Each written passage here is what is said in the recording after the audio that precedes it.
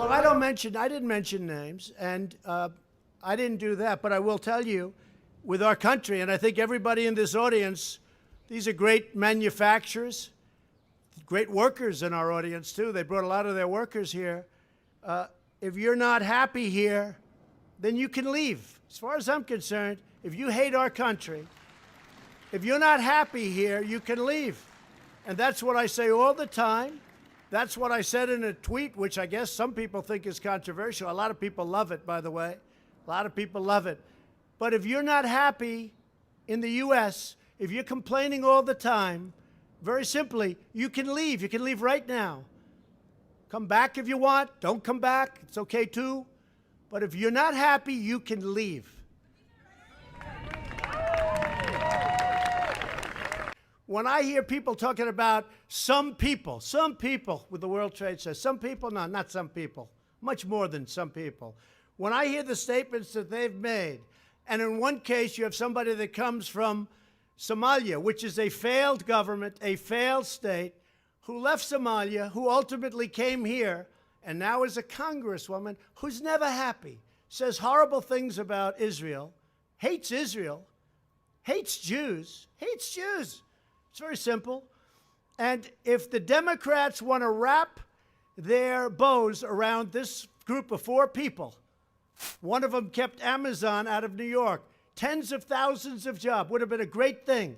And she kept Amazon from going, would have been a good deal. I mean, could he have made better? Maybe. But tens of thousands of jobs. And New York has not been the same since that happened.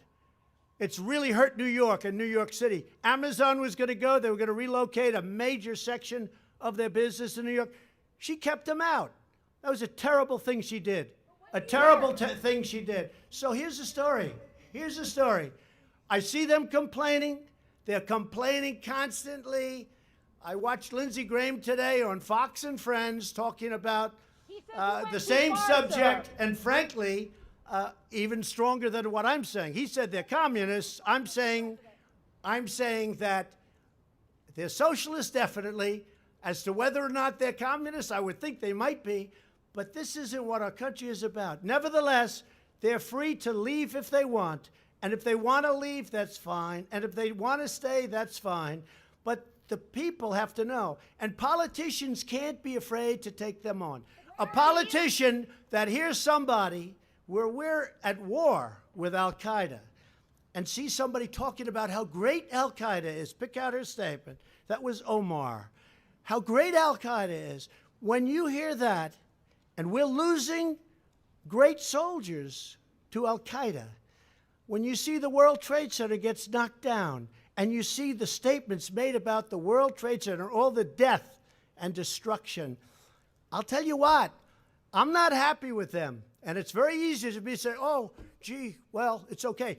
If weak politicians want to say, and the Democrats in this case, if they want to gear their wagons around these 4 people, I think they're going to have a very tough election, because I don't think the people of the United States will stand for it. Mr.